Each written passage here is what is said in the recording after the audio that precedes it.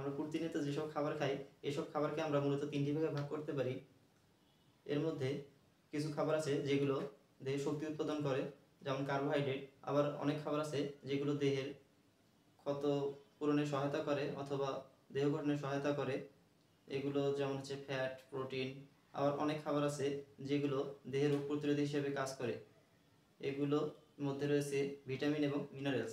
আজকে আমরা মূলত কথা বলবো ভিটামিন এবং মিনারেলস নিয়ে। ভিটামিনকে আমরা মূলত দুটি ভাগে ভাগ করতে পারি। একটা হচ্ছে ওয়াটার সলিউবল, অর্থাৎ পানিতে দ্রবীভূত হয়। আবার আরেকটা হচ্ছে ফ্যাট সলিউবল, যেগুলো চর্বি জাতীয় দ্রবণে দ্রবীভূত হয়।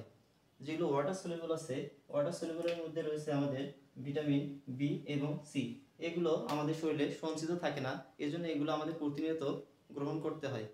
আর যেগুলো ফ্যাট সলিউবল আছে এর মধ্যে রয়েছে ভিটামিন এ, ডি, ই এবং কে। এগুলো আমাদের শরীরে সঞ্চিত থাকে, অর্থাৎ এগুলো বাইরে থেকে প্রতিনিয়ত নিতে হয় না। তাহলে আমাদের কোনগুলো বাইরে থেকে প্রতিনিয়ত নিতে হয়? যেগুলো ওয়াটার সলিউবল আছে এর মধ্যে রয়েছে ভিটামিন বি এবং সি। তাহলে খেয়াল করি, ভিটামিন বি এর আবার কতগুলো ভাগ আছে। এর মধ্যে B1 থেকে B12 পর্যন্ত রয়েছে। তাহলে একটু খেয়াল করি, এখানে B1 যেটা আছে এটাকে বলা হয় থায়ামিন। থায়ামিনের অভাবে কি হয়? থায়ামিনের অভাবে বেরি রোগ হয় এবং অনেক সময় চোখ শুষ্ক হয়ে যায়। এরপরে যে B2 আছে এটাকে বলা হয় রিবোফ্লাভিন। রিবোফ্লাভিনের অভাবে কি হয়? রিবোফ্লাভিনের অভাবে ঠোঁট ফেটে যায়, জিহ্বা শুষ্ক হয়ে যায়। এরপরে আছে B3 বা নিয়াসিন। নিয়াসিনের অভাবে কি হয়? নিয়াসিনের অভাবে ডার্মাটাইটিস হয়, আর কি হয়? ডিমেনশিয়া হতে পারে। এরপরে রয়েছে B5, যেটাকে প্যান্টোথেনিক অ্যাসিড বলা হয়। প্যান্টোথেনিক অ্যাসিডের অভাবে কি হয়?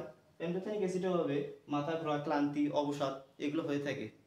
এরপরে রয়েছে ভিটামিন B6, যেটাকে পাইরিডক্সিন বলা হয়। পাইরিডক্সিনের অভাবে কি হয়? পাইরিডক্সিনের অভাবে মূলত খিঁচুনি, হতাশা, ডিপ্রেশন, অ্যাংজাইটি এগুলো হয়ে থাকে। এরপরে আছে ভিটামিন B7 বা বায়োটিন। বায়োটিনের অভাবে কি হয়? চুল পড়ে যায়। এই যে আমরা প্রতিনিয়ত চুল পড়ার সমস্যায় ভুগে থাকি, এটা কিসের অভাবে হয়ে থাকে?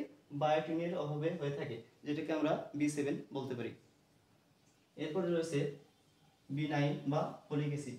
ফলিক অ্যাসিডের অভাবে কি হয়? ফলিক অ্যাসিডের অভাবে অ্যানিমিয়া হয়ে থাকে এবং গর্ভাবস্থায় যদি ফলিক অ্যাসিড ঘাটতি দেখা দেয় তাহলে গর্ভাবস্থায় অনেক ধরনের উপসর্গ দেখা দেয়। এর মধ্যে স্পাইনা বিফিডা এগুলো হতে পারে। এরপরে রয়েছে B12, যেটাকে আমরা কোবালামিন বা সায়ানোকোবালামিন বলে থাকি।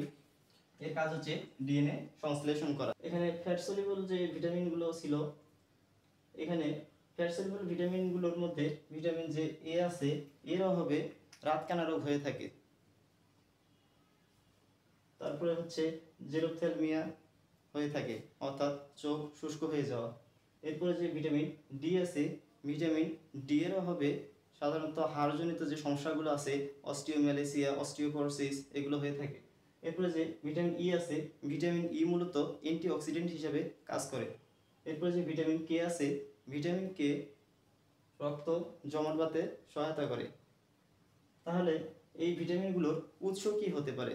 উৎসগুলো সম্পর্কে যদি আমরা একটু খেয়াল করি, তাহলে ভিটামিন এ মূলত আমরা গাজর, মিষ্টি আলু, মিষ্টি কুমড়া এগুলোতে পাই। এরপরে যে ভিটামিন ডি আছে, ভিটামিন ডি আমরা পাবো দুধ ও দুগ্ধজাত যে পণ্যগুলো আছে এগুলোতে আমরা ভিটামিন ডি পাবো। ভিটামিন ই কই পাবো? ভিটামিন ই হচ্ছে বাদাম, সূর্যমুখী যে বীজ আছে এগুলোতে আমরা ভিটামিন ই আছে। ভিটামিন কে, ভিটামিন কে মূলত কলা, কাঁঠাল এগুলোতে পাওয়া যায়। এরপরে যদি আমরা মিনারেলের দিকে একটু খেয়াল করি, মিনারেলের মধ্যে কি আছে?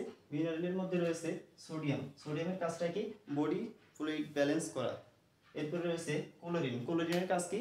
বডি ফ্লুইড ব্যালেন্স করা। এরপরে মিনারেলসের মধ্যে রয়েছে পটাশিয়াম। পটাশিয়ামের কাজ কি? রক্তচাপ নিয়ন্ত্রণ করা।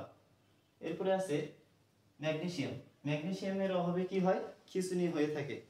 এরপরে আছে আয়োডিন। আয়োডিনের অভাবে গলকাণ্ড রোগ হয়ে থাকে এবং এই গলকাণ্ড সমস্যা দূরীকরণের জন্য আমরা আয়োডিনযুক্ত লবণ খেতে পারি বা সামুদ্রিক মাছ এগুলো খেতে পারি।